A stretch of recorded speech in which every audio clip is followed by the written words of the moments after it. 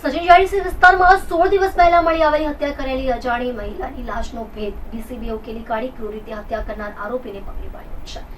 સચિન જાડેજા વિસ્તારમાંથી ગઈ તારીખ 8/5/2025 રોજ એક અજાણી મહિલાની ક્રૂર રીતે હત્યા કરેલી લાશ મળી આવેલ હતી। તેના માથા ઉપર તેમજ ચહેરાના ભાગે ચહેરો ઓળખાય નહીં તે રીતે ઈજાઓ કરવામાં આવી હતી। આ બનાવ અંગે સચિન જાડેજા પોલીસે હત્યાનો ગુનો નોંધી તપાસ હાથ ધરી હતી। તેની સાથે ડીસીબી પોલીસે પણ તપાસમાં જોતરાઈ હતી।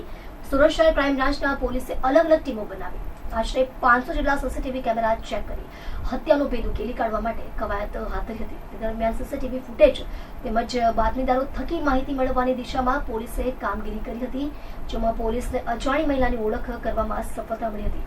મોતને ભેટનાર મહિલા મરણ જનાર 35 વર્ષીય મુન્ની દેવી મુન્નાસિંહ ગણેશસિંહ ચૌહાણ હોવાનું સામે આવ્યું હતું। મુન્ની દેવી મૂળ બિહારના ઔરંગાબાદ જિલ્લાના બારૂદ થાનાના ચંદોલી ગામની પત્ની હાલ સુરતના સચિન જાડેજા તલંગપુર રોડ શિવનગરના અંબિકાનગરમાં રહેતી હોવાની માહિતી મળી હતી। પોલીસને તેની ઓળખ કર્યા બાદ તેના હત્યારાને પકડવા માટે ચક્રો ગતિમાન કર્યા હતા। મુન્ની દેવી હત્યા અરમાન છોટેબાબુ હાસમી નામના યુવકે કરી હોવાનું પોલીસને જાણવા મળ્યું હતું, જે આધારે તપાસ કરતા આરોપી નેપાળ અને બિહાર તેના વતનમાં ભાગી ગયેલ હોવાની હકીકત સામે આવી, જેથી પોલીસે આરોપીને શોધવાના પ્રયત્ન ચાલુ રાખ્યા હતા। આ દરમિયાન આજરોજ ક્રાઇમ બ્રાન્ચના anti organise crime squad police sub inspector તથા પોલીસ કર્મીઓને મળેલ હકીકતના આધારે અરમાન છોટેબાબુ હાસમીને પકડી પાડવામાં આવ્યો હતો। પોલીસે તેની પૂછપરછ કરતા અરમાન અપરિણિત હોવાથી મરણ જનાર પરિણીતા વચ્ચે પ્રેમ સંબંધ હતા।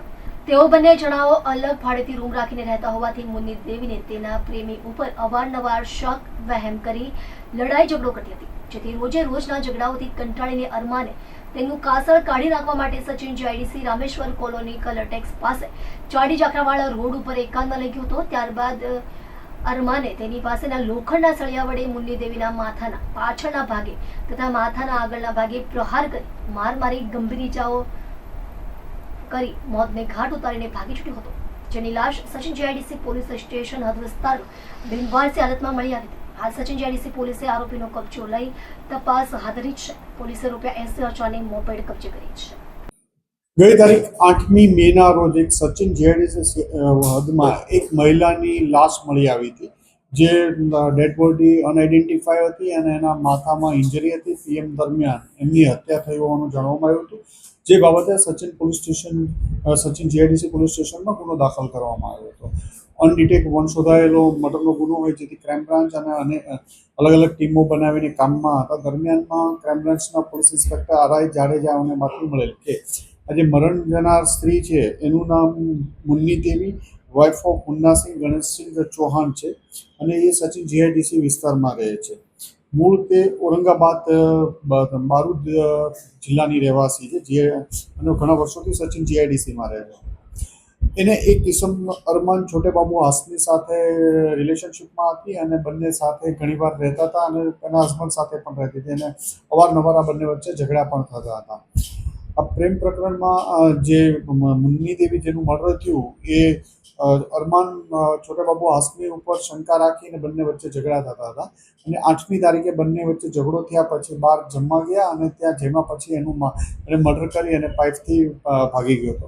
સૌપ્રથમ એ અહીંથી ભાગી અને તે મૂળ જે હાસમી છે અરમાન હાસમી એ પાંડેસરા વિસ્તારમાં રહે છે, ઓરિજિનલ બિહારનો રહેવાસી બક્સર જિલ્લાનો છે। ત્યાંથી નેપાળ જતો રહેતો પોખરાથી ફરીથી પાછો બિહાર આવ્યો અને બિહારથી બાતમી આધારે ક્રાઇમ બ્રાન્ચની ટીમે ટ્રેપ કરી અને એને પકડી પાડ્યો છે। એને હતું કે લેડીને કે અરમાનને કોઈ બીજી સ્ત્રી સાથે પણ સંબંધ છે, જેને લઈ અને બંને વચ્ચે અવારનવાર ઝઘડો થતો હતો।